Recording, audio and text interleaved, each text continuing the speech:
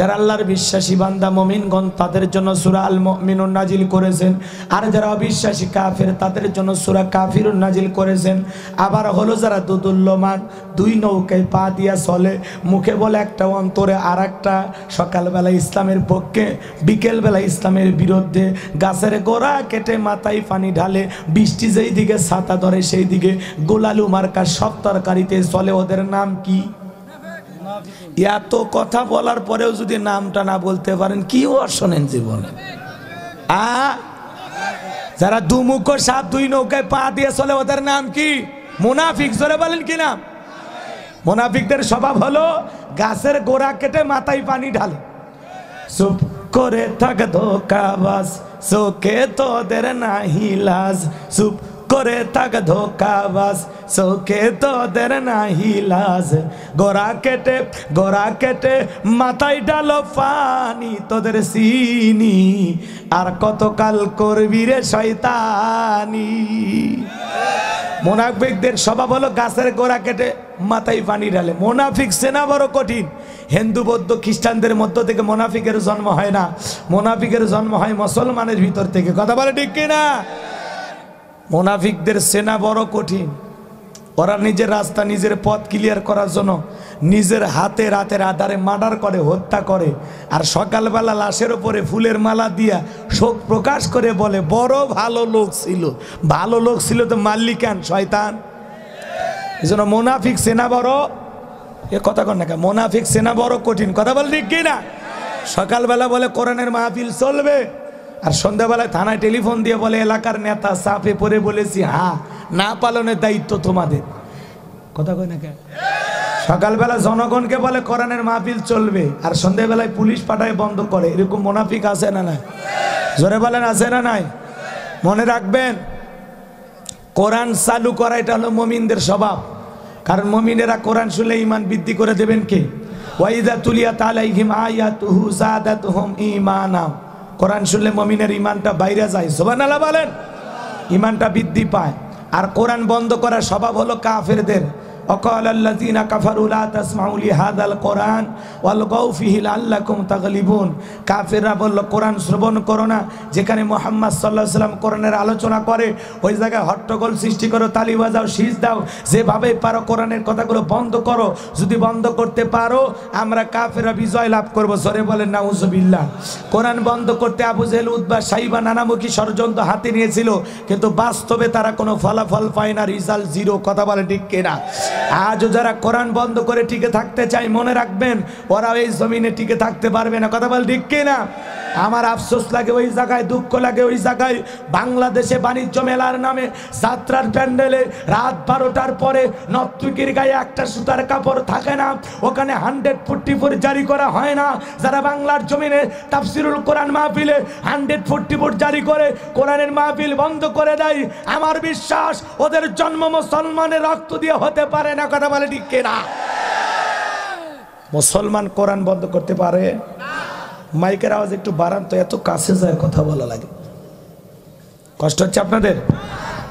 বিরক্ত হচ্ছেন? আমার ভাইয়েরা, কোরআন বন্ধ করা এটা মুসলমানের কাজ নয়। এই কাজ কারা করে? কাফেররা। জোরে বলেন কারা করে? দুঃখ তো ওই জায়গায় লাগে কোরআনের মাহফিল, কোরআনের কথা চলবে, এর জন্য আবার অনুমতি নেওয়া লাগে। কোরআনের কথা বলার অনুমতি দেওয়ার এই দুনিয়াতে কেউ আছে? জোরে বলেন আছে? হ্যাঁ। তো আজকে যারা এই সিস্টেমে তৈরিকে এই পদ্ধতি চালু করেছেন আল্লাহর কাছে হাসরের ময়দানে জবাব দিতে, কথা বলেন না কেন?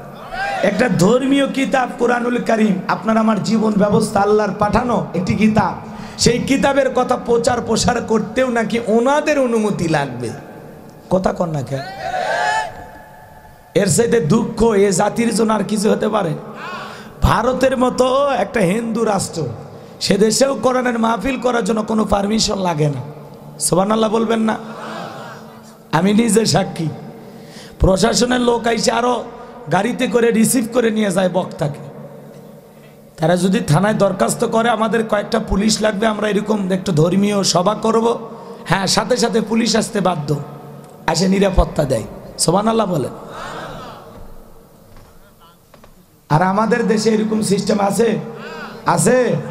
যদি কোনো চেয়ারম্যান এমপি উপজেলা চেয়ারম্যান আসে তো সাথে দুই একজন নিয়ে আসতে পারে, সেটা আবার ওনার প্রশাসনের সাথে একটা ভালো সম্পর্ক থাকলে।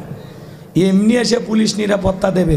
আর আলহামদুলিল্লাহ আমাদের কোরআনের মাহফিলে নিরাপত্তা দেওয়া লাগে না, আমার আল্লাহর রহমতে আর ফেরেশতারা এসে নিরাপত্তা দেয়। কথা বলে ঠিক কিনা? কারণ আমাদের এখানে কোরআনের কথা শুনতে বসেছি। কথা বলে ঠিক কিনা? তো যাই হোক, আমি মুনাফিকদেরকে নিয়ে বেশি কথা বলবো না, কারণ আমার আলোচনা মুনাফিকদেরকে নিয়েও নয়, কাফেরদেরকে নিয়ে নয়।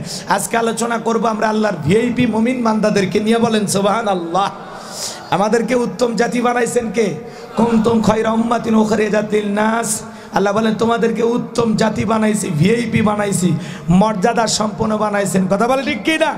তো সম্মানিত ভাইয়ের, আমার ভূমিকায় লম্বা কথা নয়, কেমন ডাইরেক্ট আলোচনা শুরু করে দিলাম। কষ্ট হবে আপনাদের? তাহলে কথা বলবো সূরা আল মুমিনুন থেকে। কোন সূরা? সূরা আল মুমিনুন। চলুন আমরা জবান ছেড়ে একটু সবাই পড়ার চেষ্টা করি, যারা পারেন আমার সাথে পড়ুন। আউযু বিল্লাহি মিনাশ শাইতানির রাজিম। বিসমিল্লাহির রাহমানির রহিম। বিতাড়িত মুরতাদ শয়তানের কাছ থেকে আল্লাহ পাকের কাছে আশ্রয় প্রার্থনা চাচ্ছি। পরম করুণাময় সীম দয়ালু আল্লাহর নামে শুরু করছি। আমরা যে কোনো কাজ শুরু করব কার নামে? আল্লাহর নামে কাজ শুরু করলে বরকত আছে না নাই? আমার ভাইয়েরা, 2 মিনিট একটা কথা বলে আমি মূল আলোচনায় চলে যাব। কষ্ট হচ্ছে আপনাদের? একটু আওয়াজ দেন, এদিক খেয়াল করেন। কোরআনের আয়াতের একটি আয়াতের পাওয়ার কত, এই কথা বলার জন্য আপনাদেরকে একটা কথা বলবো। আল্লাহর একজন বুজুর্গ গোলাম ছিলেন, একটি দ্বীনি মজলিসে গিয়ে কোরআন হাদিসের মাহফিলে গিয়ে আলোচনা করতেছেন। তো মহিলা প্যান্ডেলে বসে একটা ইহুদি মেয়ে, জোরে বলেন কে? ইহুদি মেয়ে। আমার ভাইয়েরা, হৃদয়ের কান পেতে কথাগুলো শুনে যান। যে কথা বলতে চাচ্ছিলাম, ওই ইহুদি মেয়েটা মহিলা প্যান্ডেলে বসে আলোচনা শুনতে শুনতে দিলটা এমন নরম হয়ে গেল, অন্তরের ভিতরে পরিবর্তন হয়ে গেল। আল্লাহর সেই গোলাম, বুজুর্গ গোলাম আলোচনা করতেছে। আল্লাহ রাব্বুল আলামিন জানিয়ে দিয়েছেন, কুল হুয়াল্লাহু আহাদ। হে নবী, আপনি বলুন আল্লাহ এক, আল্লাহ অদ্বিতীয়। যখন জানতে পারলেন সৃষ্টিকর্তা একজন, বলেন তো স্রষ্টা কয়জন? আরো জোরে বলেন, কয়জন? ইহুদি মেয়েটা যখন বুঝতে পারলো সৃষ্টিকর্তা একজন, সৃষ্টিকর্তা একজন, এরপরে যখন বুঝতে পারলেন আলোচনার প্রেক্ষাপটে যে আল্লাহর কাছে একটা ধর্মই মনোনীত, সেই ধর্মের নাম হলো ইসলাম। বলেন আল্লাহু আকবার। ইন্নাদ-দীনা ইনদাল্লাহিল ইসলাম। আল্লাহ বলেন নিঃসন্দেহে কেবলমাত্র শুধুমাত্র একটি ধর্মই আল্লাহ পাকের কাছে। এই কি মাইকের আওয়াজে তো ডিস্টার্ব করে কেন? স্পষ্ট করো, টানতে গেলে যে আটকে যায়, থেমে যায়। একটু খেয়াল করে দেখো বক্সের দিকে, অথবা মাইকের আওয়াজটা আমার কান বরাবর দেন। আমার ভাইয়েরা, মেয়েটা যখন বুঝতে পারলো আল্লাহর কাছে একটি ধর্মই মনোনীত, সেই ধর্মের নাম কি? আরো জোরে বলেন কি? বলেন তো। আমাদের আলোচনা শোনার জন্য অনেক সময় অন্য ধর্মাবলম্বী মা ভাই বোনেরা আসে কিনা? জোরে বলেন, আসে কিনা? আমার ভাইয়েরা, ঠিক ওই ইহুদি মেয়েটা আলোচনা শোনার পর বুঝতে পেরেছে সৃষ্টিকর্তা একজন, আর আল্লাহর কাছে একটা ধর্মই মনোনীত, সেই ধর্মের নাম ইসলাম। মেয়েটার দেরি করলো না, ইহুদি মেয়েটা মুসলমান হয়ে গেল। বলেন আল্লাহু আকবার। কালেমার মালা গলায় পরে বাড়িতে গেল, উঠতে বসতে এখন আল্লাহর জিকির করে, আল্লাহর তাসবিহ পড়ে, বিসমিল্লাহ পাঠ করে। হঠাৎ করে মেয়েটার মা একদিন শুনতে পেয়েছে, মেয়ে রে কি যেন ফিসফিস করে তিলাওয়াত করলি, এ মেয়ে আমাকে একটু কি খুলে বলা যায় না? মেয়েটা ডেকে বলে, মা, মুসলমান হয় যারা মিথ্যা কথা বলতে পারবে না তারা ওয়াকুলু কওলান সাদীদা। কি ভোল্টেজ!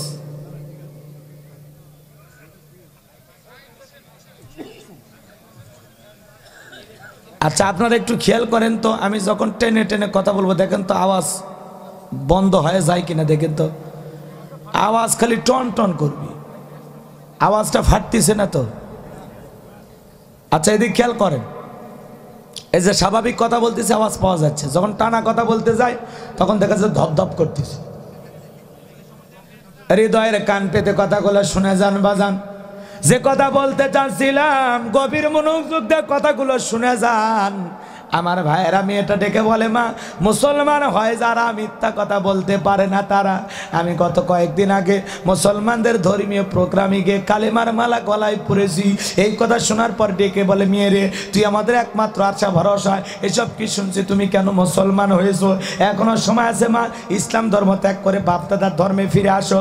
মেয়েটা ডেকে বলে, মা আমার পক্ষে ইসলাম ধর্ম সারা সম্ভব নয়। রাত্রিবেলায় স্বামী যখন এসেছে ডেকে বলে, স্বামী গো সর্বনাশ, আমাদের একমাত্র মেয়েটা কালেমা পড়ে মুসলমান হয়ে গেছে।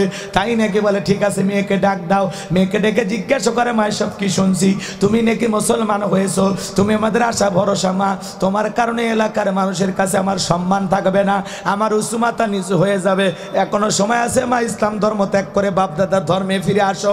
মেয়েটা ডেকে বলে, বাবা যত কথাই বলো আমার পক্ষে ইসলাম ধর্ম ছাড়া সম্ভব নয়। বলেন আল্লাহু আকবার। বাবা অনেকভাবে বুঝাইলেন কিন্তু মেয়েটাকে বোঝানো সম্ভব হলো না।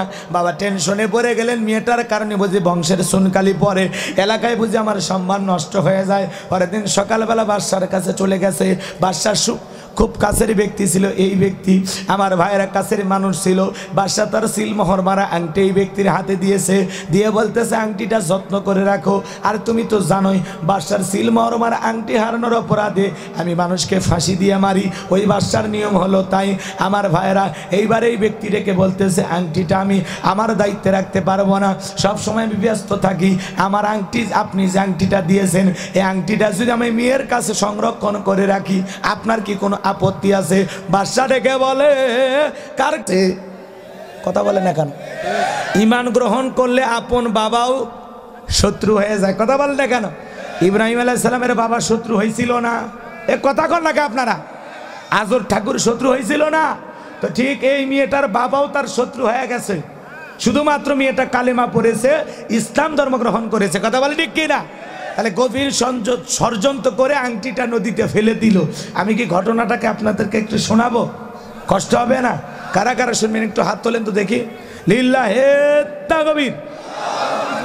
আওয়াজ কিন্তু দুর্বলই, একটু হাত নামা। তাহলে কথা বলবো সূরা আল মুমিনুন থেকে। কোন সূরা? আরো জোরে বলেন কোন সূরা? আমার আল্লাহ রাব্বুল আলামিন বলেন, কদ আফলাহাল মুমিনুন।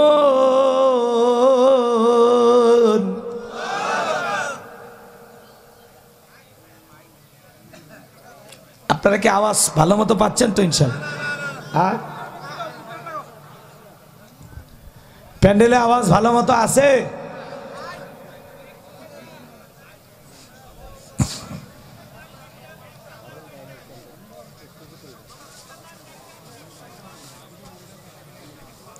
আচ্ছা এদিক খেয়াল করেন, এখন যা বাঁচতেছে এটা মেনে নেওয়া লাগবে, উপায় নাই। কিন্তু আমি তো শান্তি পাচ্ছি না। যাই হোক, এদিক খেয়াল করেন সম্মানিত ভাইয়েরা আমার। সূরা আল মুমিনুন বলেন তো এই সূরাটি নাজিলের শানে নজুল আছে না নাই? যে কোনো আয়াত বা সূরার তাফসির করতে হলে কোন সময় কোন প্রেক্ষাপটে ওই সূরাটি বা আয়াতি কারিমা নাজিল হয়েছে তার শানে নজুল আলোচনা করতে হয়, তাহলে তাফসিরের পরিপূর্ণতা পায়। আর যদি শানে নজুল আলোচনা না করা হয় তাহলে তাফসির পরিপূর্ণতা পায় না। আর যদি ওই আয়াত বা সূরাটি নাজিলের প্রেক্ষাপট আলোচনা তুলে ধরা হয় যে কোন প্রেক্ষাপটে আল্লাহ রসুলের ওপরে ওই আয়াতে কারিমা অথবা সূরাটি নাজিল হয়েছে, যদি প্রেক্ষাপটটা তুলে ধরা হয় তাহলে আলোচনাটা বুঝতে একেবারে পানির মতো ক্লিয়ার হয়ে যায়। সুবহানাল্লাহ বলেন। তো এই জন্য সূরা আল মুমিনুন নাজিলের শানে নজুল আছে না নাই? জানার দরকার আছে না নাই? সংক্ষিপ্ত করে বলে আমরা মূল আলোচনায় চলে যাব। আমার ভাইয়েরা হৃদয়ের কান পেতে কথাগুলো শুনে যান। সূরা আল মুমিনুন আল্লাহর হাবিবের উপরে কখন নাজিল হয়েছে?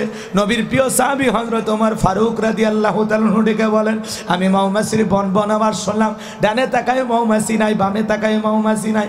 বিশ্বনবীর চেহারা মোবারক তাকায়া দেখি নবীজি ফিস ফিস করে কি যেন তিলাওয়াত করতেছেন। হযরত ওমর ডেকে বলেন, আমার বোঝার বাকি রইল না, আসমান থেকে নবীজির উপরে কুরআনুল কারীম নাজিল হচ্ছে আর বিশ্বনবী কুরআনুল কারীম রিসিভ করতেছেন। বলুন সুবহানাল্লাহ। মৌমাছির বনবন ভনবন আওয়াজ হলে কোরআনুল কারীম নাজিল হয়। দপ্তরি ছুটির ঘন্টায় বারে বারে টন টন আওয়াজ হলে কোরআনুল কারীম নাজিল হয়। 7টা পদ্ধতিতে নবীজির উপরে কোরআনুল কারীম নাজিল হইতো। এখন আমি একে একে বলতে গেলে লম্বা সময় লাগবে, এত সময় আমার হাতে নাই। সংক্ষিপ্ত করে বলে দিয়ে যাই বাজান গো আমার। হযরত ওমর ফারুক রাদিয়াল্লাহু তাহলে হুন্ডিকে বলেন, বিশ্বনবীর কোরআনুল কারীম রিসিভ করা শেষ হয়ে গেল। নবীজি সাহাবায়ে কেরামদের দিকে মুখ ঘুরে ডেকে বলেন, ও আমার সাহাবীরা, এই মাত্র আসমান থেকে জিবরাইল এসে আমার ওপরে সূরা আল মুমিনুনের 10টি আয়াতি কারিমা নাজিল করে জানায়া দিয়ে গেলেন, ও নবী গো, এই 10টি আয়াতের ভিতরে আল্লাহ পাক তার মুমিন আদরের মুমিন বান্দাদের 7টা গুণাবলী নিয়ে আলোচনা করেছেন। কোন মুমিন যদি এই 7টা বৈশিষ্ট্য অর্জন করতে পারে, 7টা গুণে গুণান্বিত হতে পারে, এই 7টা গুণাবলীতে তার জীবনটাকে সাজাইতে পারে। আমার আল্লাহ রাব্বুল আলামিন বলেন, উলাইকা হুমুল ওয়ারিসুন আল্লাযীনা ইয়ারিসুনাল ফিরদাউস হুম ফিহা খালিদুন।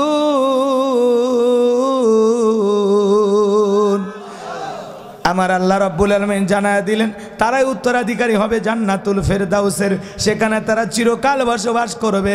আল্লাহ কোনোদিন জান্নাত থেকে বের করে দেবেন না। বলুন সুবহানাল্লাহ, আরো জোরে বলুন সুবহানাল্লাহ। আমার ভাইয়েরা ভালো করে কথাগুলো শুনবেন। আল্লাহ পাক তাদেরকে জান্নাতুল ফেরদাউসের ওয়ারিশ বানায়া দিবে, উত্তরাধিকারী বানায়া দিবে। বাবা মারা গেলে ওয়ারিশ সূত্রে সন্তান যেরকম বাবার সম্পত্তির ভাগ পায়, কি পায়? এদিকে এদিকে এদিকে মনোযোগ আকর্ষণ করেন, কথাগুলো খুবই গুরুত্বপূর্ণ। শোনেন, বাবা যদি মারা যায়, ছেলে যেরকম ওয়ারিশ সূত্রে বাবার সম্পত্তির ভাগ পায়, কোন মুমিন যদি এই 7টা গুণাবলী অর্জন করে মারা যেতে পারে, আল্লাহ পাক তাকে জান্নাতুল ফেরদাউসের উত্তরাধিকারী বানায় দেবে। জান্নাতুল ফেরদাউসের ভিতরে তার নামে জায়গা বরাদ্দ থাকবে। বলেন সুবহানাল্লাহ। আপনার আমার টার্গেট জান্নাত না জাহান্নাম? তাও ভিআইপি জান্নাত, জান্নাতুল ফেরদাউসের মেহমান হিসেবে আল্লাহ কবুল করবেন। জোরে বলেন আমিন। ভালো করে কথাগুলো মনোযোগ দিয়ে শোনেন আমার ভাইরা, হৃদয়ের কান পেতে কথাগুলো শোনেন। বিশ্বনবী জানায় দিলেন, এই 10টি আয়াতের ভিতরে আল্লাহ পাক তার মুমিন বান্দাদের 7টা গুণাবলী আলোচনা করেছেন। কেউ যদি এই গুণাবলীগুলো অর্জন করতে পারে, আল্লাহ পাক তাকে জান্নাতুল ফেরদাউসের উত্তরাধিকারী বানায়া দিবেন। এই কথা বলে নবীজি সাহাবায়ে কেরামদের সামনে তিলাওয়াত করলেন, কদ ফালাহাল মুমিনুন।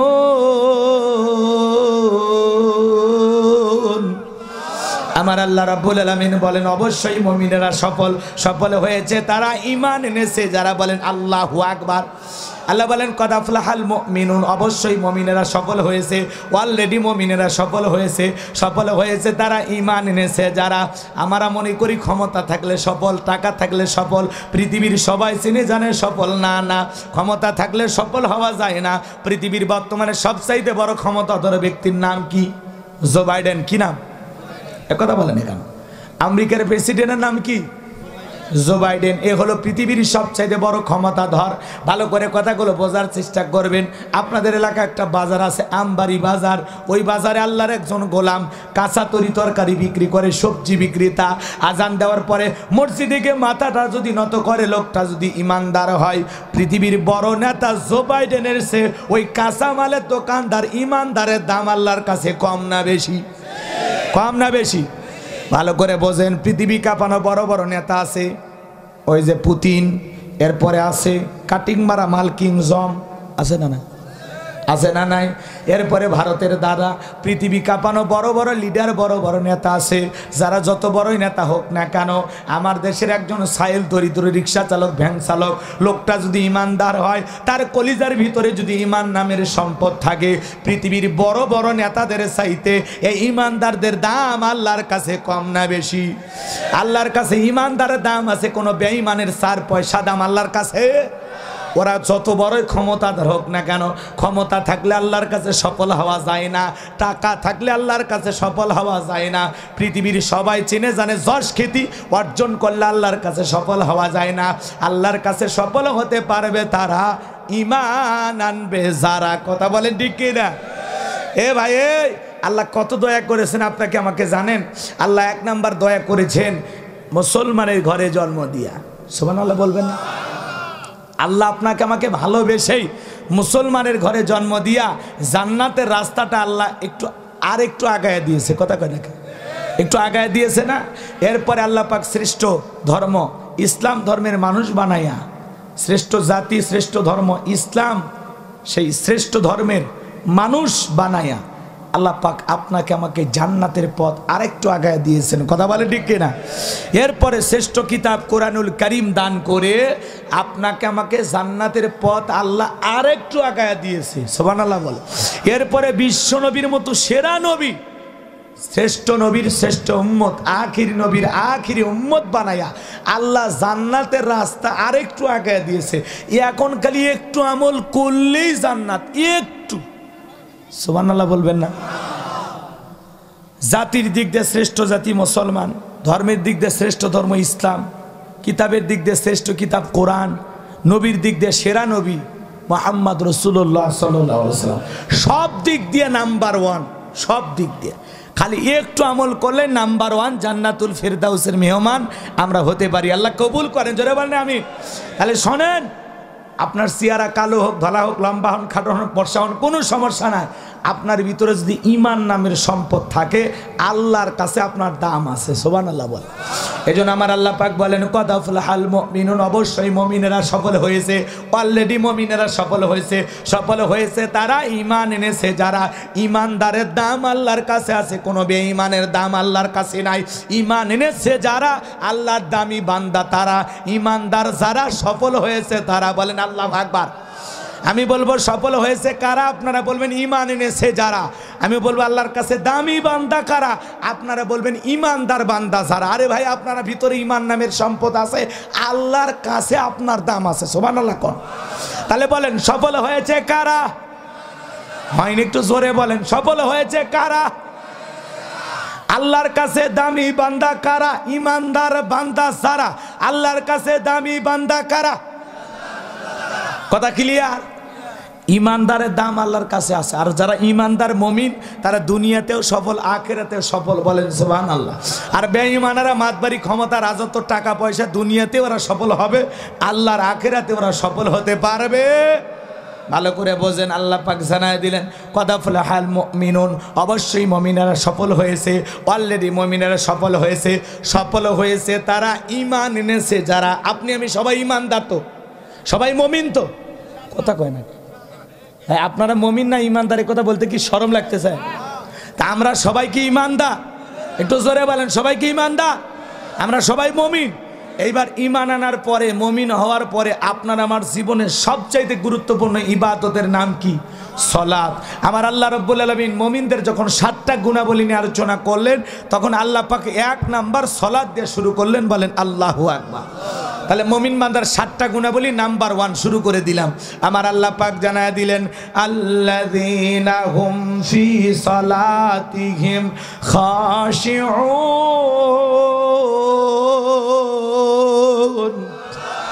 আমার আল্লাহ রাব্বুল আলামিন বলেন যারা নিজেদের সালাত বিনয়ের সহিত, নম্রতার সহিত, কুজুকুজু ভাব নিয়ে আল্লাহর ভয়ে, আপনি আমি যখন আল্লাহ রাব্বুল আলামিনকে সেজদা দেওয়ার জন্য, সালাত আদায় করার জন্য যখন দাঁড়িয়ে যাব, আমার আল্লাহ পাক বলেন বিনয়ের সহিত, নম্রতার সহিত, ভীতি সন্তুষ্ট মন নিয়ে, অন্তরের ভিতরে ভীতি থাকতে হবে। কার? ভয় থাকতে হবে কার? আপনি যখন মসজিদের ভিতরে ঢুকবো, অন্তরের ভিতরে সুচিন্তা, দুশ্চিন্তা, টেনশন মুক্ত হৃদয় নিয়া, দুনিয়াবি কোনো খেয়াল চিন্তা ভাবনা মনের মধ্যে রাখা যাবে না। আপনি আমি যখন সালাত আদায় করার জন্য মসজিদের ভিতরে প্রবেশ করব, অন্তরের মধ্যে একমাত্র ভয় থাকতে হবে কার? ইয়া আইয়ুহাল্লাযীনা আমানুত্তাকুল্লাহ, হে ঈমানদারগণ আমি আল্লাহকে ভয় করো, হাক্কা তুকাতিহি, ভয় করার মতো ভয় করো। এবার জানগো আমার আল্লাহ পাক জানায় দিলেন আল্লাযীনা হুম ফি সালাতিহিম খাশিউন, যারা নিজেদের সালাত বিনয়ের সহিত, নম্রতার সহিত, আল্লাহর ভয় নিয়ে সালাত আদায় করে। আপনি আমি যখন সালাত আদায় করব, অন্তরের মধ্যে ভয় থাকতে হবে একমাত্র কার? আরো জোরে বলেন কার? কিভাবে সালাত আদায় করবেন একটু গভীর মনোযোগ দিয়ে শোনেন। বিশ্বনবী কিভাবে সালাত আদায় করেছেন, সাহাবায়ে কিরাম কিভাবে সালাত আদায় করতেন। আম্মা জান আয়েশা রাদিয়াল্লাহু তাআলা আনহা বলেন নবীজি এত লম্বা সময় নামাজের মধ্যে দাঁড়িয়ে থাকতেন, মাঝে মাঝে মনে হয়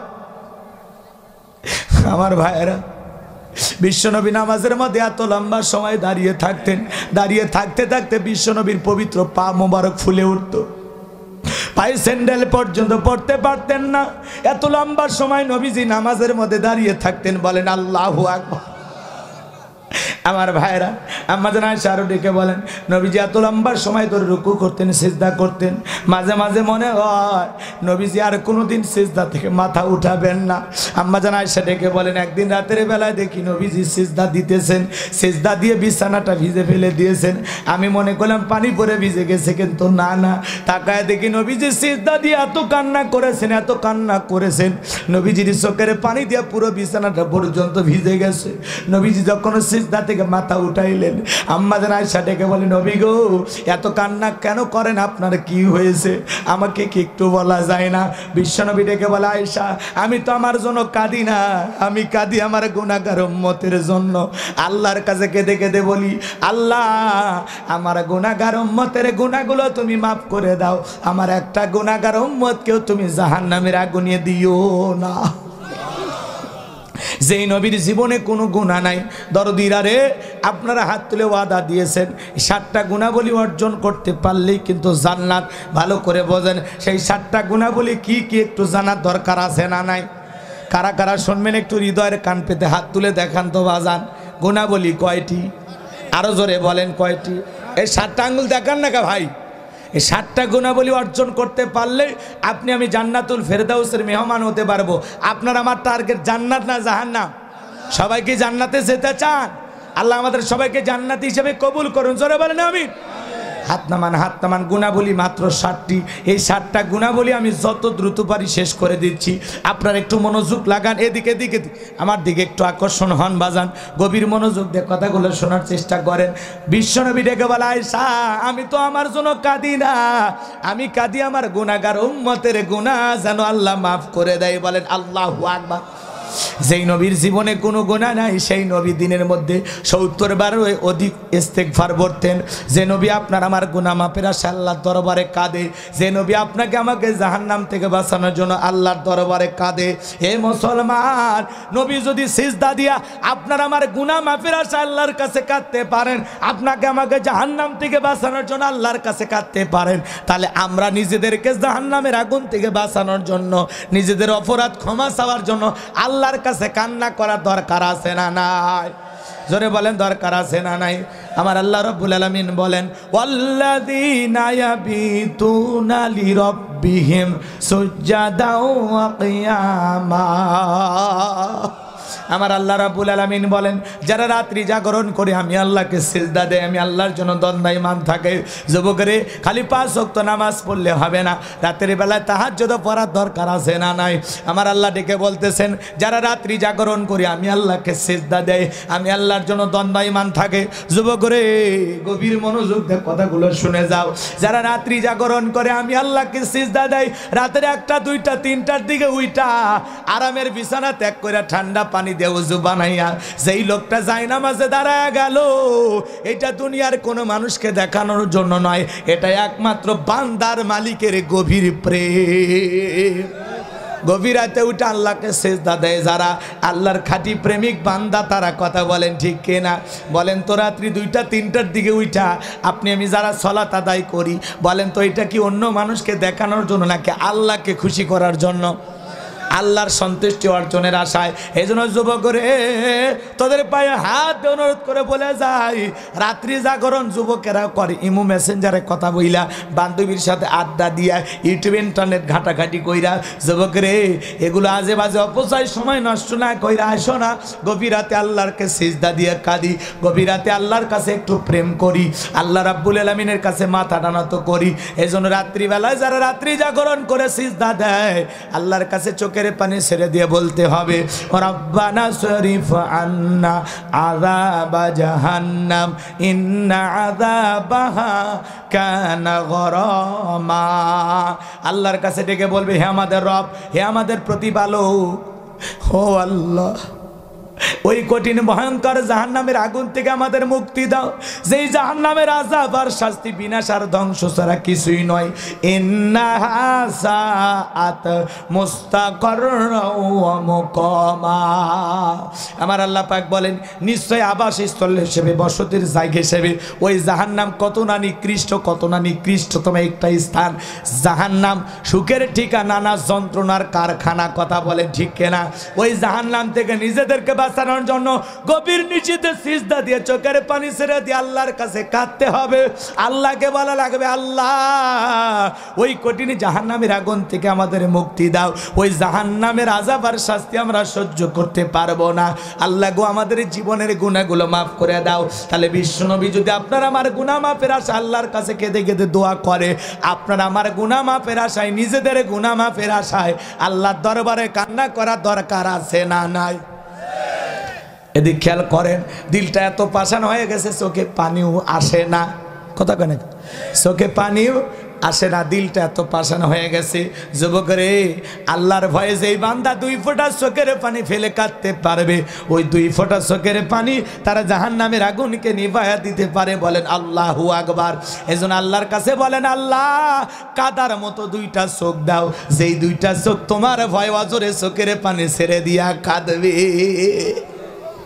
সাহাবায়ে কেরাম কেঁদেছেন, বিশ্বনবী কেঁদেছেন। আপনার আমার কান্না করার দরকার আছে না নাই? গভীর মনোযোগ দিয়ে কথাগুলো শুনে যান। তাহলে বিশ্বনবী লম্বা সময় রুকু করতেন, সিজদা করতেন। সাহাবায়ে কেরাম যখন মরুভূমিতে নামাজ আদায় করার জন্য দাঁড়িয়ে যেতেন, ওই মরুভূমির পাখিগুলো খেজুর গাছ মনে করে সাহাবীদের কাঁধের ওপরে, মাথার ওপরে বসে থাকতেন। বিশ্বনবীর সাহাবীরা সালাতে এত মনোযোগ, এত মনোযোগ, কাঁধে পাখি পড়ে আছে টের পাইতো না। সুবহানাল্লাহ বলেন। কতটা মনোযোগ হইলে কাঁধে পাখি পড়ে থাকে তারপরে বলতেই পারে না। সালাতে এত মনোযোগ, সুবহানাল্লাহ বল। হযরতে তালহা রাদিয়াল্লাহু তাআলা সালাত আদায় করতেছেন, কলিজার টুকরা সন্তান খেলা করতেছিল, বিষাক্ত সাপ এসে সন্তানকে পেঁচিয়ে ধরেছেন। স্ত্রী মানুষজনকে ডেকে সন্তানকে বিপদমুক্ত করলেন। হযরতে তালহা নামাজ শেষে জিজ্ঞাসা করে, বিবিরে বাড়িতে এত মানুষজন, ব্যাপারটা বুঝতে পারলাম না। হযরতে তালহার স্ত্রী ডেকে বলে, স্বামী গো, আপনি যখন নামাজ আদায় করতেছেন জঙ্গল থেকে সাপ এসে সন্তানটাকে পেঁচিয়ে ধরেছিল, আমি মানুষজনকে ডেকে সন্তানকে বিপদমুক্ত করলাম। এত ঘটনা আপনার চোখের সামনে ঘটে গেল, আপনি কি কিছুই বলতে পারেন না? হযরতে তালহা ডেকে বলে, বিবিরে নামাজের মধ্যে মন যদি এদিক সেদিক চলে যায় তাহলে নামাজ তো আর নামাজ থাকে না। আল্লাহু আকবার বলে। সাহাবায়ে কেরাম সালাতে কত মনোযোগ, কত মনোযোগ। নবীজি জিহাদের ময়দানে রাত্রিবেলায় 2জন সাহাবীকে পাহারাদারের দায়িত্ব দিলেন, পাহারাদার হিসেবে নিযুক্ত করলেন যে তোমরা 2জন পাহারা দাও। এই কথা বলে তাঁবুর মধ্যে সাহাবায়ে কেরাম বিশ্বনবী ঘুমের মধ্যে চলে গেলেন। 2জন সাহাবী দীর্ঘ সময় দাঁড়িয়ে থাকতে থাকতে একজন সাহাবী আর একজনকে বলতেছেন, ভাই আপনি একটু বিশ্রাম করেন, আমি পাহারা দেই, আবার আমি বিশ্রাম করব, আপনি পাহারা দেবেন। শিডিউল ভাগ করে নিলেন। এরপরে সাহাবী বিশ্রামে চলে গেলেন, আর একজন সাহাবী দাঁড়িয়ে থাকলেন আর চিন্তা করলেন, খামাকা দাঁড়ায় থেকে সময় নষ্ট করে লাভটা কি, নামাজের মধ্যে কাটাই। এই কথা বলে আল্লাহু আকবার বলে নামাজে দাঁড়িয়ে গেলেন। আর কাফেররা চিন্তা করে এটা মানুষ না গাছ। এই কথা বলে টার্গেট করে একটা তীর নিক্ষেপ করেছে। একটা তীর বাম হাতের ভিতরে ঢুকে গেল, আর একটা তীর নিক্ষেপ করেছে ডান হাতের ভিতরে ঢুকে গেছে। সাহাবী তাড়াতাড়ি নামাজ শেষ করে ডাক দিলেন, ভাই তাড়াতাড়ি ওঠেন। বলে কি হয়েছে ভাই? বলে কাফের আমাকে টার্গেট করে তীর নিক্ষেপ করেছে। কিভাবে কি হলো? ডেকে বলে, ভাই আপনি বিশ্রামে চলে গেলেন, আমি চিন্তা করলাম খামাকা নামাজ দাঁড়ায় থেকে সময় নষ্ট করে কি লাভ, একটু নামাজের মধ্যে সময়টা কাটাইয়া দেই। এই কথা ভেবে আমি যখন সালাত আদায় করার জন্য দাঁড়িয়ে গেলাম, ওই কাফের আমাকে গাছ বা মানুষ মনে করে টার্গেট করে তীর নিক্ষেপ করেছে। 2টা তীর আমার 2টা হাতের ভিতরে ঢুকে গেছে। যদি আমার হাতের ভিতরে আজকে তীর না ঢুকে যাইতো, আমি নামাজের ভিতরে আজকে এত মজা পাইছিলাম। যদি আমার একটা কথা মনে না হইতো, যদি আজকে আমি নামাজের মধ্যে দাঁড়িয়ে থাকি, এই সময় যে কাফেরা, এই সময় যদি কাফের আক্রমণ করে বিশ্বনবী এবং সাহাবায়ে কেরামদেরকে হত্যা করে, আল্লাহর দরবারে আমি কি জবাব দেব? কঠিন কিয়ামতের ময়দানে জবাব আমি দিতে পারবো না। যদি রাসূলের পাহারাদার আজকে আমি না হইতাম, আজকে নামাজের ভিতরে আমি এত মজা পাচ্ছিলাম, এত মজা পাচ্ছিলাম, তীর আইসা যদি আমার কলিজাটাকে এ পাশ থেকে পাশ পর্যন্ত ছিদ্র করে দিত, আজকে আমি সালাত ছাড়তাম না। সাহাবায়ে কেরাম সালাতে কত মজা পাইছে, কত মজা পাইছে। হযরতে আলী জিহাদের ময়দানে তীর ঢুকে গেছে, তীর টান দিলে ব্যথা পায়। নবী সাহাবীদেরকে বলে তোমরা সবাই নামাজের মধ্যে দাঁড়িয়ে যাও। একজন সাহাবীকে বলেন আমার জামাই যখন সিজদায় চলে যাবে তখন তীরটা টান দিবা। এই কথা বলে বিশ্বনবী নামাজে দাঁড়িয়ে গেলেন। প্রথম রাকাত শেষ হয়ে গেল, দ্বিতীয় রাকাতের দ্বিতীয় সিজদায় যখন সবাই চলে গেছেন, আমার ভাইরা সাহাবী কাতারে ফাঁক দিয়ে যায়, এক টানে পা থেকে তীরটা বের করে দিয়েছেন। এরপরে নবী নামাজ শেষে জিজ্ঞাসা করে আলী রে, নামাজের আগে তীর টান দিল ব্যথা পাইলা, নামাজের মধ্যে যখন তীর টান দিলে তুমি ছিলা কোথায়? হযরত আলী ডেকে বলে নবী গো, আমি যখন নামাজের সিজদায় চলে যাই তখন মনে হয় আমি জমিনে সিজদা দিতেছি না, আমি মাওলা পাকের আরশে আজিমে যায়া আল্লাহর কুদরতি কদমে সিজদা দিতেছি। বলেন সুবহানাল্লাহ। সাহাবায়ে কেরাম সালাতে কত মনোযোগ, কত মনোযোগ। কাঁধে পাখি পরে তাকে টের হয় না। আর আপনি আমি একটা মশা বলে আগে মশা মার তারপরে নামাজ পড়, কথা কর না কে? নামাজের ভিতরে আমাদের মনোযোগ নাই। ছেলেকে সাপে ধরে বাবাই টের পায় না। বিশ্বনবীর সাহাবীরা সালাতে কত মনোযোগ সহকারে সালাত আদায় করতেন। আর আপনি আমি নামাজ পড়ি, কুতুবপুর মন চলে যায় আমবাড়ি, এ কথা কর না কে? নামাজ পড়ি, কুতুবপুর মন চলে যায় ভারতের বর্ডারে, কথা কর না কে? আমরা নামাজের ভিতরে দুনিয়াবি নানান চিন্তা ভাবনা করি। নামাজ পড়তে পড়তে আমরা ফুটবল খেলা দেখি, নামাজ পড়তে পড়তে আমরা IPL BPL এর ম্যাচ দেখি। নামাজ পড়তে গিয়ে আমাদের দুনিয়াবি নানান চিন্তা ভাবনা মনে হয়, আবল তাবল কথা মনে হয়, কথা কর না কে? নামাজের ভিতরে খালি মনটা খালি ছটফট করে, খালি মনটা খালি ছটফট করে। একটা গবেষণায় বলা হয়েছে এদেশের মুসল্লিদের, কিছু কিছু মুসল্লিদের নামাজের ভিতরে মন 8 সেকেন্ডও স্থির থাকে না। কয় সেকেন্ড? 8 সেকেন্ড মাত্র স্থির থাকে না। আমাদের মন এত বড় অস্থির। এখন গোলাম রব্বানি হলে কোলেই তো দোষ, কথা কয় না কেন? আমার সমাজে আছে না, আমাদের এই পাগল মন খালি ছটফট করে, দুনিয়াবি নানান চিন্তা মনে হয়। মাঝে মাঝে নামাজের ভিতরে দুনিয়াবি এত কথা মনে হয়, কয় রাকাত পড়েছি ও মনে নাই। মাঝে মাঝে নামাজের ভিতরে সিজদা কয়টা দিলাম, 2টা না 1টা, বিয়া খেলে ওইটা নিয়েও আমি কনফিউজ, কথা কয় না কে? যে সিজদা 2টা হয়েছে না 3টে হয়েছে, কথা কয় না কে? এরকম নামাজ আপনার আমার আছে না নাই? ভাইরে এগুলো আবল তাবল নামাজ পড়লে হবে না। নামাজ পড়তে হবে মনোযোগ দিয়ে। নামাজের ভিতরে মন ছটফটানি বন্ধ করা লাগবে। আমাদের পাগল মন, কথা কয় না কে? কি মন, কি মন, কি মন, কথা কয় না কে? পাগল মন মন রে মন কেন উল্টো পাল্টা বলে, ও পাগল মন মন রে মন কেন মসজিদে না যায় রে, আল্লাহ রে কোন দুনিয়ায় পাঠাইলাই আমারে।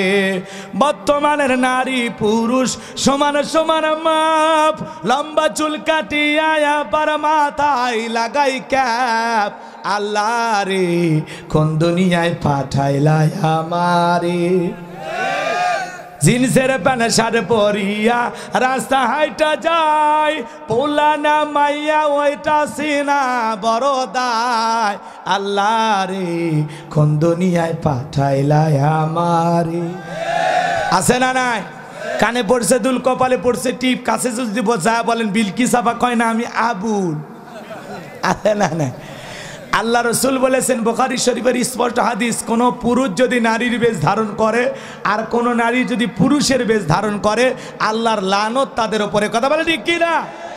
এ যুবক, আজকে পোশাকের এত স্বাধীনতা আছে, এরপরে আমার এক শ্রেণীর মা বোনেরা ঢাকা শহরে আন্দোলন করতেছে। দেখেন না, এর আগে দেখলেন না কি আন্দোলন? কয় আমরা ব্লাউজ ছাড়া শাড়ি পরতে চাই, দাদি নানি পরেছিল আমরাও পরতে চাই। ওরে বোন, দাদি নানি ব্লাউজ ছাড়া শাড়ি পরেছিল ঘরের ভিতরে, এখন অভাবের কারণেই পড়ুক আর গরমের কারণেই পড়ুক, তারা কি বিশ্বরোটে আন্দোলন করেছিল আমি তোমার নানি দেখে যাও শাড়ি পরেছি, আমি তোমার দাদি দেখে যাও শাড়ি পরেছি, কথা কয় না? আর দাদি নানি ব্লাউজ ছাড়া শাড়ি পরেছিল, 12 হাত শাড়ি দিয়ে পুরো দেহটা ঢাকছে, আর তুমি বোন শাড়ি পরছো ব্লাউজ ছাড়া আন্দোলন করতেছো, তোমার পিঠটা এমন কায়দা ফাঁকা রেখেছো মনে হয় কাতার বিশ্বকাপের ম্যাচ শুরু হবে, কথা কয় না কে? দাদি নানু ব্লাউজ ছাড়া শাড়ি পরে পুরো দেহ ঢাকছে, তোমার মতো বিশ্বরেটে আন্দোলন করতে যায়নি। পোশাকের স্বাধীনতা ছিল, আছে। পোশাক হলো প্রত্যেকটা মানুষের গৌরবের বিষয়। কথা কনে লেবাসুত তাকওয়া খোদাভীতি অন্তর্ভীতি পোশাকের ভিতরে বহির প্রকাশ হয় কথা কন ঠিক না এদিক খেয়াল করেন দাদি নানি ব্লাউজ ছাড়া শাড়ি পরেছিল ওনারা পরে আন্দোলন করতেছে তার মানে পোশাকের স্বাধীনতার নামে আর কি চাও যেটুকু পরে আসো ওটুকু পড়তে চাচ্ছ না গুগলে সার্চ দাও কোন দেশে পোশাক ছাড়া মানুষ বসবাস করে 5 ফুট ভিসা লাগাইয়া ওই দেশে চলে যাও বাংলাদেশের একটা কুকুরও তোমার জন্য কাঁদবে না কথা কয় না কে পোশাকের স্বাধীনতার নামে আর কি চাও মাঝে মাঝে ঢাকা শহর কক্সবাজার যখন যায় মহিলাদের চলাফেরা দেখে মনে আমি লন্ডনে আসি এ কথা কয় না কে আর কত স্বাধীনতা চাও এই জন্য এদিক খেয়াল করেন পর্দা হলো নারীর মর্যাদার বিষয় গৌরবের বিষয় নারীর সতীত্বের হেফাজত করে পর্দা কথা বলেন ঠিক কিনা ওয়াকরনা ফি বুয়ুতিকুন্না ওয়ালা তাবাররাজনা তাবাররুজাল জাহিলিয়াতিল উলা আল্লাহ ডেকে বলেন নারীরা তোমরা ঘরের ভিতরে অবস্থান করো খবরদার জাহিলিয়াতের যুগের মেয়েদের মতো নোংরা অশ্লীল পোশাক পরে নিজের দেহকে প্রদর্শন করো না নারীরা এদিক খেয়াল করেন বাইরে যখন যাবে পর্দা করে যাবে একটা নারী যদি ঢিলালালা বোরকা পরে হাত মুজে পা মুজে লাগাইয়া রাস্তাতে হাইটে যায় মনের অজান্তে শ্রদ্ধার সম্মানে মাথাটা নত হয়ে আসে কথা বলেন ঠিক কি না কিন্তু এই যে উল্টা পাল্টা পোশাক দিলে চোখে দেয় মাস্কারা যুবকের কাম সারা ঠোঁটটা করে লিপস্টিক দিয়ে লাল দেশের নাম ডিজিটাল লামখালি মিমখালি নুনের ওপরে এক নক্তা পেট খালি পিঠ খালি ভাবির কপালে ডিজিটাল ফোটা ওই রং ঢঙ্গের সাজ দিয়ে যারা যায় নিজেকে প্রদর্শন যারা করে এরা মাঝে মাঝে এমন উল্টা পাল্টা পোশাক পরে মনে হয় পারে না যে আরো কিছু দেখাবে এ কথা কন নাকি আপনারা এরকম কোন সম্ভ্রান্ত ভদ্র ফ্যামিলির মেয়ে যাদের ভিতরে লজ্জা শরম আছে ওরা কোনোদিন বোরকা ছাড়া বাহিরে যাবে না আর বোরকা আর পর্দা আর পোশাক বলে দিবে নারীটা কি ভালো না খারাপ এ কথা কন নাকি উল্টা পাল্টা পোশাক পরে স্বামীরা এসে বলে আজ গেছিলাম সব তাকায় আছে পচা মাছে মাছি কম পড়ে না বেশি পড়ে তো যারা বেপরদায় উল্টা পাল্টা পোশাক দিয়ে রাস্তাঘাটে হেঁটে যায় ওদের দিকে দুষ্ট লোকের মাছি নামে নজর পড়ে কেউ তোমার দিকে ভালো নজরে তাকায় নাই আর ভালো মেয়েরা কখনো এরকম পোশাক পরে না এই কথা কয় না কেন্দ্রকে বলো মা পর্দা আপনার সিকিউরিটি দেবে পর্দা আপনাকে নিরাপত্তা দেবে পর্দা আপনার মর্যাদার বিষয় গৌরবের বিষয় পর্দা করবেন আল্লাহর পক্ষ থেকে আপনার উপরে রহমত নাজিল হবে কথা বলে ঠিক কিনা এই জন্য সম্ভ্রান্ত ভদ্র ফ্যামিলির মেয়ে বোরকা ছাড়া বাহিরে বের হবে কথা ক্লিয়ার নাকি কষ্ট পাচ্ছেন এখন আপনার স্ত্রীকে পর্দা করাবেন কিনা দায়িত্ব আপনার আপনার মেয়েকে পর্দা করাবেন কিনা দায়িত্ব আপনার আমি জানি না কথা কয় না কেন আমার বলার দায়িত্ব আমি বলে দিলাম কষ্ট হচ্ছে আপনাদের নারীদের জন্য পর্দা করা ফরজ পর্দা করা ফরজ পর্দা করা ফরজ আর এই ফরজ দায়িত্ব পালন করার ব্যাপারে পুরুষকে দায়িত্ব পালন করা লাগে কথা বোঝেন নাই আপনার মেয়েটা বোরকা ছাড়া যায় দায়িত্ব কার আপনার না আপনার স্ত্রী বোরকা ছাড়া এখানে সেখানে ঘুরতে যায় দায়িত্ব কার আপনার না তো যাই হোক ভাই আমি লম্বা কথা বলবো না ওইদিকে আবার কথা বলতে গেলে লম্বা হয়ে যাবে কষ্ট হচ্ছে আপনাদের জিন্সের প্যান্ট শার্ট পরিয়া রাস্তা হাইটা যায় আবার কারো সুরে সুরে বুকটা ফাইটা যায় আল্লাহ রে কোন দুনিয়ায় পাঠাইলাই আমারে হিন্দি গানের টান মারিয়া রাস্তা হাইটা যায় আবার কারো সুরে সুরে বুকটা ফাইটা যায় আল্লাহ রে কোন দুনিয়ায় পাঠাইলাই আমারে কথা বলেন এজন্য যুবক ভালো করে শোনো এগুলো উল্টা পাল্টা মন মানসিকতা নিয়ে সালাতে দাঁড়ালে হবে আল্লাযীনা হুম ফি সালাতিহিম খাশিউন যারা নিজেদের সালাত বিনয়ের সহিত নম্রতার সহিত শোনো শোনো এদিকে খেয়াল করো দুনিয়ার একটা রাষ্ট্রপতি যদি তোমার দাওয়াত দেয় রাষ্ট্রপতির সামনে দাঁড়ায় কি করবে মোবাইল টিপি করবা রাষ্ট্রপতির সামনে দাঁড়ায় দাড়ি চুলকেবা লুঙ্গি ঠিক করবা কি করবা তোমরা কথা কয় না চুপচাপ সহজ কথা হলো ভদ্রতার সহিত দাঁড়াবেন নম্রতার সহিত দাঁড়াবেন বিনয়ের সহিত দাঁড়াবেন যাতে তার সাথে কোনো ধরনের বেয়াদবি না হয় শোনেন একটা দুনিয়ার রাষ্ট্রপতি বা রাষ্ট্রপ্রধানের সামনে যতটা ভদ্রতা বা নম্রতা নিয়ে দাঁড়াবেন তার চাইতে কোটি কোটি গুণ বেশি নম্রতার সহিত ভদ্রতার সহিত আল্লাহর ঘরে গিয়ে আল্লাহকে সিজদা দেওয়ার সময় আপনাকে আমাকে দাঁড়াতে হবে।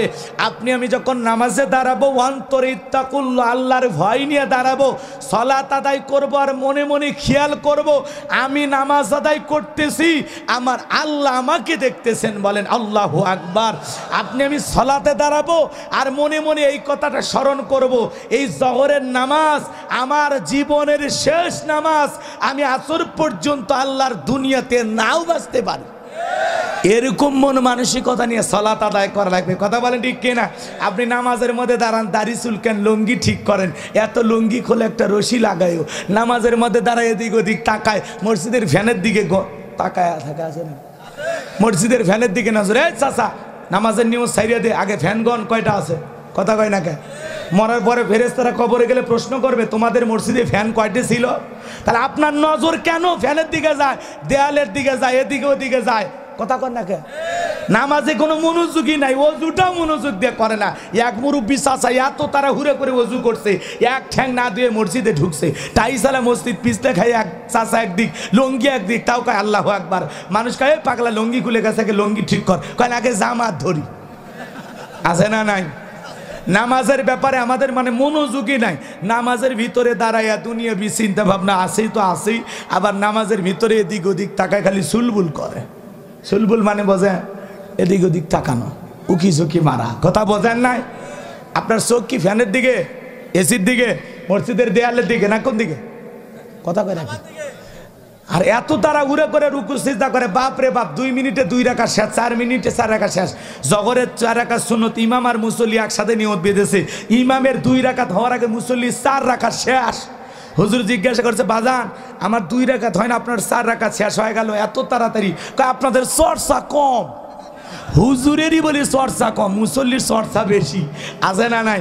কয় চাচা কোন কাজে সুরে ফাতিহা পড়ছেন? কারণ আমাদের মানে কি যে পড়ছে ওই নিজেও জানে না, ফেরেশতারা বোঝেনি। কথাটা ঠিক কিনা? এরকম নামাজ পড়লে হবে না ভাই। নামাজে মনোযোগ দিয়ে পড়তে হবে। 2 রাকাত প্রয়োজনে 5 মিনিট লাগবে, 4 রাকাত প্রয়োজনে 10 মিনিট লাগবে। নামাজের ভিতরে মনোযোগ নিয়ে আসতে হবে। কথা কয় না কে? আল্লাযীনা হুম ফি সালাতিহিম খাশিউন, যারা বিনয়ের সহিত নম্রতার সহিত সিজদাটা হবে কার জন্য? সালাত হবে কার জন্য? কুল ইন্না সালাতি ওয়া নুসুকি ওয়া মাহইয়ায়া ওয়া মামাতি লিল্লাহি রাব্বিল আলামিন। নবীজি আপনি বলেন আমার নামাজ, আমার কুরবানি, আমার জীবন, আমার মরণ লিল্লাহি রাব্বিল আলামিন, আসমান জমিনের প্রতিপালকের জন্য। বলেন আল্লাহু আকবার। ইয়্যাকা না'বুদু ওয়া ইয়্যাকা নাস্তাইন, তোমার গোলামি করি, তোমার কাছেই সাহায্য চাই, তোমার ইবাদত করি, তোমার নিকটেই সাহায্য চাই। ইবাদত ইবাদতের মতো করতে হবে, সালাত সালাতের মতো আদায় করতে হবে। নামাজে দাঁড়ায় তামাশা করলে হবে না, খুব মনোযোগ সহকারে সালাত আদায় করতে হবে।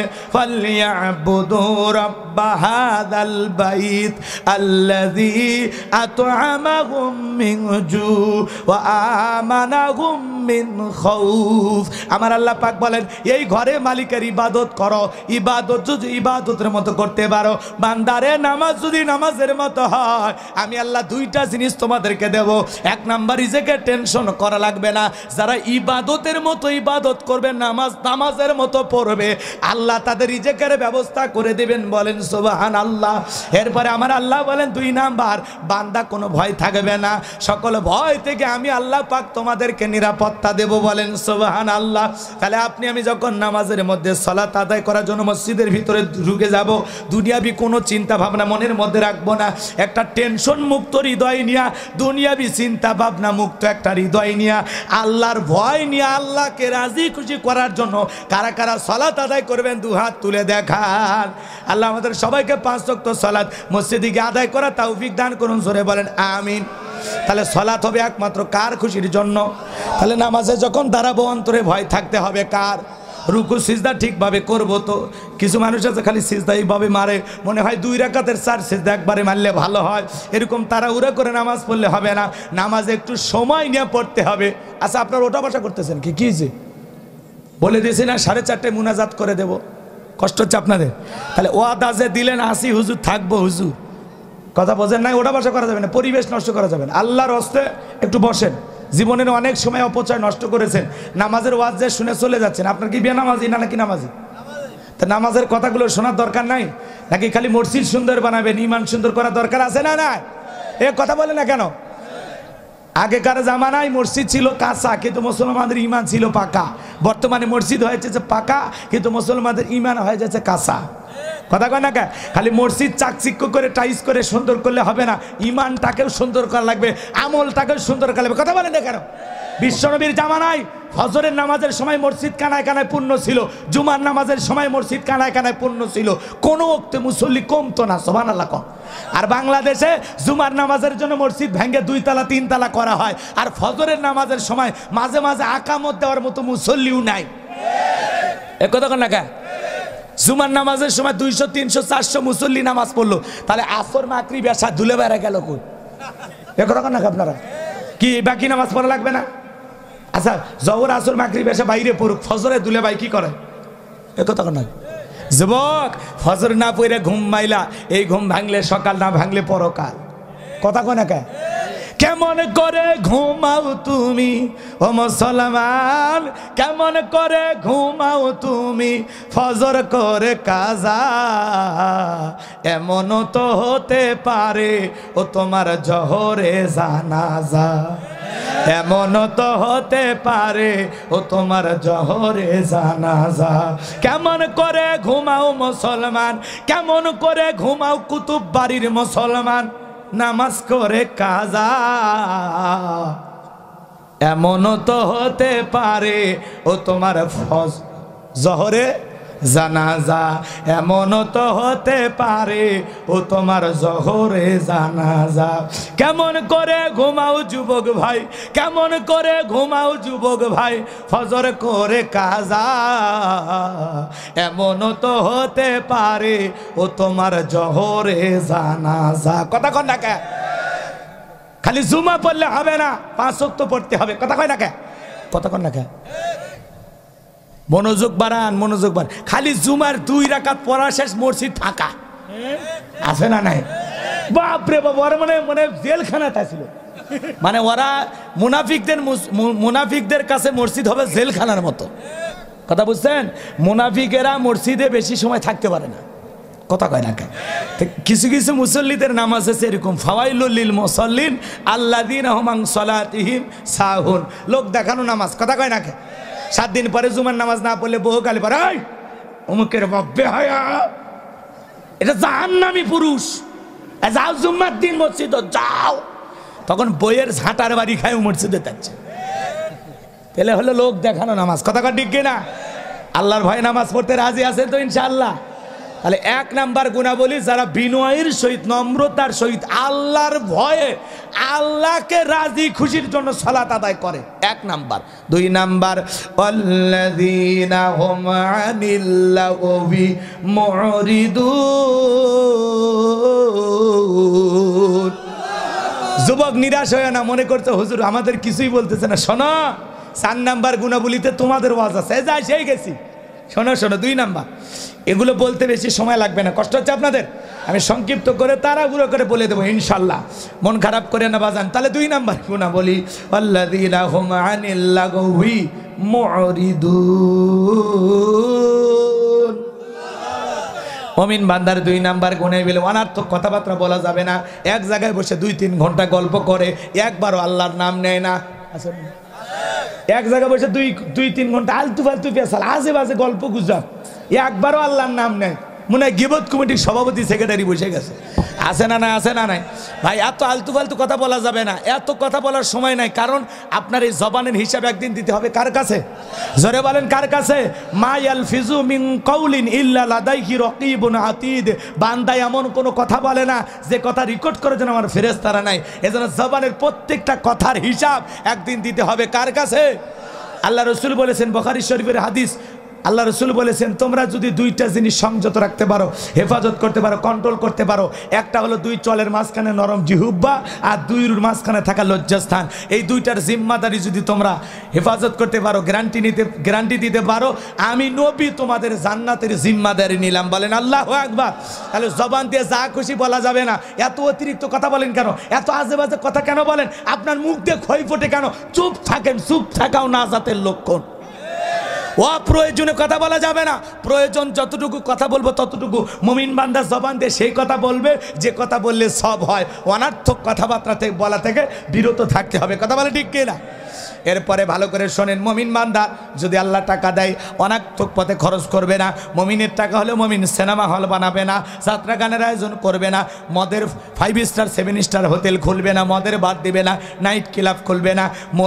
মুমিনের টাকা হলে কোনো দিন মুমিন খারাপ পথে টাকা ব্যয় করবে না। মুমিনের টাকা হলে মুমিন মসজিদ বানাবে, মাদ্রাসা বানাবে, কবরস্থান বানাবে, ঈদগাহ মাঠ বানাবে, 10টা ফলের গাছ লাগাই দেবে, গরিব দুঃখী মানুষের মাঝে টাকা বিতরণ করবে। মুমিনের টাকা হলে মুমিন তার অর্থ ভালো কাজে খরচ করবে, ভালো পথে ব্যয় করবে। কথাকে বোঝেন নাই? কিছু লোকের টাকা হলে সিনেমা হল বানায়, সিনেমা কমপ্লেক্স বানাচ্ছে, সিনে কমপ্লেক্স, তাই না? যুবকেরা বোঝে এগুলো। তার মানে কি এসি টেসি দিয়ে সেরকম ভিড়ের ভিতরে কাই কারবার। মনে করছেন হুজুরে মনে একদিন দেখে আসছে, না কোনো সিনেপ্লেক্সে আমি ঢুকি নাই ভাই। রাগ করতেছেন মনে হয় আপনারা? কষ্ট হচ্ছে আপনাদের? একটু হৃদয়ের কান পেতে কথাগুলো শুনে যান। মুমিনের টাকা হলে মুমিন মসজিদ বানাবে, মাদ্রাসা বানাবে, ঈদগাহ মাঠ বানাবে, কবরস্থান বানাবে, ভালো পথে টাকা খরচ করবে। কথা বলে ঠিক কিনা? যুবক, মুমিন বান্দা অনার্থক জিনিস শ্রবণ করবে না। এই কান আল্লাহ গান শোনার জন্য দিয়েছে। রূপ বানান আছে কমর দোলাইয়া, আল্লাহর ফেরেশতারা কবরে নিয়ে পিটাবে ঝুলাইয়া ঝুলাইয়া। কথা কন ঠিক কিনা? সিরাজগঞ্জের এক যুবক কানের ভিতরে ইয়ারফোন লাগায় রেল লাইন পার হয়ে যাচ্ছে, ট্রেনে এসে ধাক্কা মেরে 3 টুকরে করে থুয়ে গেছে। মরার পরে কানের ভিতর ইয়ারফোন লাগায় আছে। এখন মরিয়া কবরে যা, ফেরেশতারা তোর জায়গা মতো বাদ্যযন্ত্র বাজায় দেবে। কথা ঠিক কিনা? এই জন্য যুবক, যুবক, যুবক, এই কান আল্লাহ গান শোনার জন্য দেয় নাই। হক্কানি ওলামা ইকরামদের বয়ান শুনতে হবে, ইসলামী সঙ্গীত শুনতে হবে, কোরআন তিলাওয়াত শুনতে হবে, ভালো কথা শুনতে হবে। কোনো অশ্লীল গান বাজনা, অশ্লীল কথা এই কান দিয়ে শ্রবণ করা যাবে? তাহলে মুমিন বান্দার 2 নম্বর গুণাবলী, মুমিন মুখ দিয়ে যে কথা বলবে, যে কথা বললে সব হয়। কথা কয় না? মুমিন মুখ দিয়ে সেই কথা বলবে যে কথা বললে কি হয়? সব হয়। মুমিন বান্দা সেই কাজ চালু করবে যে কাজ চালু করলে সব হয়। মুমিন বান্দা সেই জিনিস শ্রবণ করবে যেগুলো শুনলে সব হয়। এক কথায় সব আছে যেখানে মুমিন থাকবে। বলেন সব আছে যেখানে আমরা আছি। বলেন সব আছে যেখানে, গুনাহ আছে যেখানে, গুনাহ আছে যেখানে।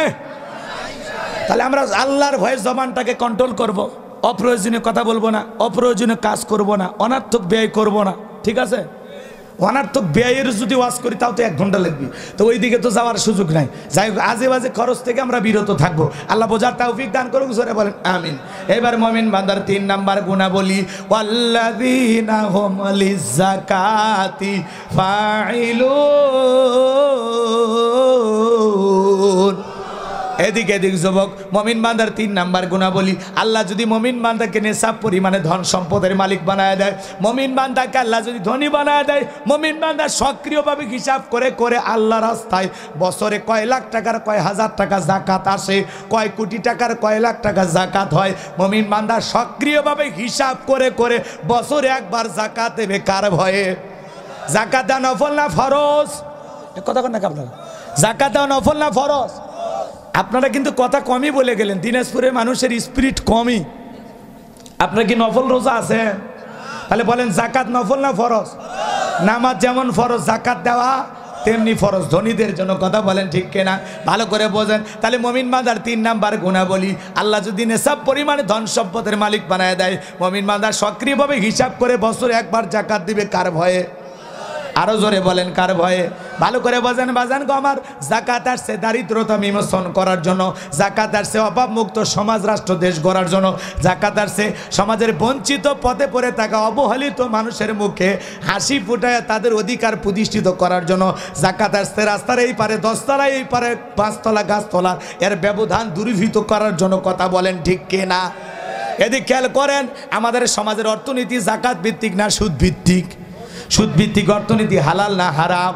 সুদ ভিত্তিক অর্থনীতি দিয়ে কোনোদিন সমাজের কল্যাণ আনা যাবে না। সুদ ভিত্তিক অর্থনীতি দিয়া কোনোদিন দারিদ্র্যমুক্ত বাংলাদেশ গড়া যাবে না। দারিদ্র্যমুক্ত বাংলাদেশ গড়তে গেলে যাকাত ভিত্তিক অর্থনীতি চালু করা লাগবে। এ কথা কর না কা? স্বাধীনতার 50 বছর কেটে গেল, যারা যাকাত দিচ্ছে দিয়ে যাচ্ছে, যারা নিচ্ছে নিয়ে যাচ্ছে, মানুষের ভাগ্যের কোনো পরিবর্তন হচ্ছে না। তার মানে কি? বাংলাদেশের একটা নিয়ম পদ্ধতি হয়ে গেছে, যাকাত মানে শাড়ি লুঙ্গি। কথা বল না? শাড়ি লুঙ্গি নিয়ে আসছে 5,000 আর মানুষ আছে 50,000, ঠেলাঠেলি গুদাগুদি করে 5-6 জন মানুষ মারা গেছে। যারা প্রতিবেশক জাকাতের শাড়ি লুঙ্গি বিতরণ করতে গিয়া 2-4 জন মানুষকে পায়ের তলা ফেলে মারছে। আপনাদের কি মনে হয় এর ভাগ্যে জান্নাত না জাহান্নাম? মানুষ হত্যাকারী গুনাহ নিয়ে জাহান্নামে যেতে হবে, জাকাত এই পদ্ধতি দিলে হবে না। শোনেন, আর জাকাতের শাড়ি লুঙ্গি নিজের পরনে পরে থাকা আমানত শাহ লুঙ্গি 500 টাকা 1000 টাকা দাম, আর গরিবকে দেয় 200 টাকা লিটল লুঙ্গি, পরে থাকলে আর জান্নাত জাহান্নাম সব বোঝা যায়। নিজের বউরে পরা 2000 5000 10,000 টাকা দামের শাড়ি, আর গরিব মহিলাকে দেয় 300 টাকা দামের শাড়ি, 300 টাকা দামের শাড়ি ধুয়ে দিলে শাড়ি না মশারি খুঁজে পাওয়া যায় না। এই বড় লোক এই শাড়ি তোমার বউরে পরায়, এই বড় লোক এই শাড়ি তোমার মেয়েরে পরায়, কথা ঠিক কিনা? দিলে ভালো দেন, 5000 দেওয়ার দরকার নাই, 500 দেন, ভালো দেন। কথা কোন নাকি আপনারা? মানসম্পন্ন কাপড় দেন। আর জাকাত মানে শাড়ি লুঙ্গি নয়। শোনেন, হযরত ওমর ফারুক রাদিয়াল্লাহু তাআলা আনহু বলেন, তোমরা জাকাতের অর্থ এমন ভাবে দাও যাতে ওই ব্যক্তি জাকাতের জন্য আর কারো দুয়ারে লাইন না দেয়। কথা বলে ঠিক কি না? এই ছেলেটা বেকার বসে আছে, ওরে জাকাতের 1-1.5 লাখ টাকা দেন, দিয়ে আমবাড়ি বাজারে ছোটখাটো একটা ব্যবসা প্রতিষ্ঠান ধরায় দেন, ওর কর্মস্থানের ব্যবস্থা করে দেন। দেখবেন জাকাতের 1-1.5 লাখ 2 লাখ টাকা দিয়া ওর যদি একটা কর্মস্থানে ব্যবসা প্রতিষ্ঠান ধরায় দিতে পারেন, 5 বছর 10 বছর পর আল্লাহ চাইলে ও নিজে জাকাত দেবে। এই ছেলেটা বেকার বসে আছে, ওরা একটা অটো ভ্যান রসিমন করিমন খাইরন সুন্দরী যা পারেন কিনে দেন। মানে আপনারা ওই যে ভটভটি চেনেন তো, এগুলোর কথা বলতেছি। অনেক জায়গায় ওটাকে খাইরন সুন্দরী বলে, আবার ওদের আপনার চুয়াডাঙ্গায় গেলে ওটাকে নসিমন বলে। কথা কয় না, কথা কয় না। আর আমাদের এই বগুড়া উত্তরবঙ্গে কি বলি? ভটভটি, টেম্পুটি না, ভালোই তো একটা নাম দিয়েছেন নতুন। আচ্ছা, এই ভটভটি কিনে দেন অথবা অটো রিক্সা কিনে দেন, এগুলো এই অটো ভ্যান চালায়া ওর ভাগ্যের উন্নতি হবে, ওর দিন গেলে 500-700 টাকা ইনকাম করতে পারবে। কথা বলে ঠিক কিনা? মানুষের কর্মস্থানে ব্যবস্থা করে দেন, দাঁড়ে দাঁড়ে হাত পাততে হবে কেন? এই শোনেন, একটা বিধবা নারী আসছে, শাড়ি দিয়ে কি লাভ? একটা সেলাই মেশিন কিনে দেন, 2-3টে ছাগলের বাচ্চা কিনে দেন, 2-1টা গাভী গরু কিনে দেন, ওগুলো লালন